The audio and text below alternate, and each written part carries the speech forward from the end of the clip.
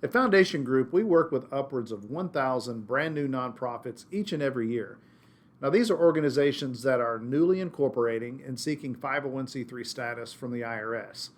And as all of you who have been through this process knows, there's a gap period between the time that a nonprofit applies for 501c3 status and when the IRS finally gets around to granting that status. Now, that gap can take 3 months, 6 months, and maybe even in rare situations, a year or more. Frequently, that gap period spans across a tax year, leading to the question, what do we do about filing Form 990?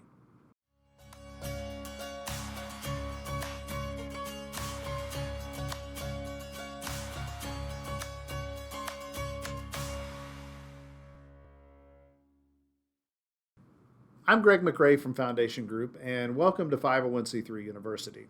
Form 990, as you probably already know, is the annual tax or information return that nonprofits have to file with the IRS each year.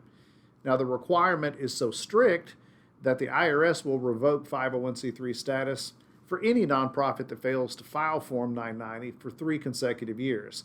What some people don't know is that the IRS expects to see Form 990 filed even by nonprofits that have applied for but not yet obtained 501c3 status. So how does that work? Let me give you an example. Let's say your nonprofit operates its books on a calendar year, as most do, meaning your tax year runs from January through December. You incorporated your new nonprofit in July of 2021, applied for 501c3 status in November of 2021. Now it's February of 2022. Your fiscal year just ended on December 31st, but you still haven't received 501c3 status yet. What do?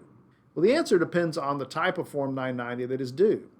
Nonprofits with less than $75,000 in gross revenue their first year, they've got to file a Form 990N.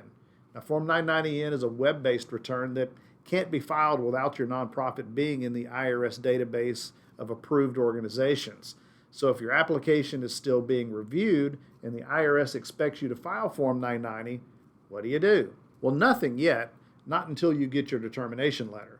Fortunately, Form 990N filers are not subject to late filing penalties, so as long as it gets filed within the calendar year, you're going to be okay. For 501c3s with gross revenue above $75,000, well, your organization either has to file a Form 990EZ or the standard Form 990. Now, these are traditional tax returns that still have to be electronically filed, but they're not web-based returns. They're prepared typically using software similar to what is used for personal or corporate tax returns. Though the IRS can occasionally and erroneously reject these Form 990 filings from not yet approved nonprofits, they generally go through just fine.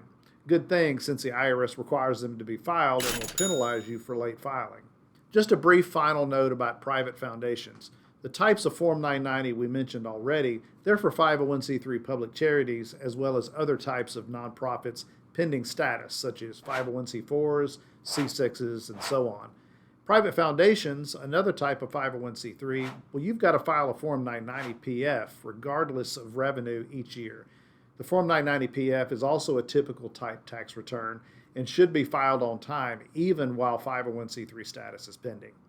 Well, that's it for this topic. Be sure and like this video if you're watching on YouTube and subscribe to our channel so you don't miss a thing. You can always click the bell icon to be notified of new content.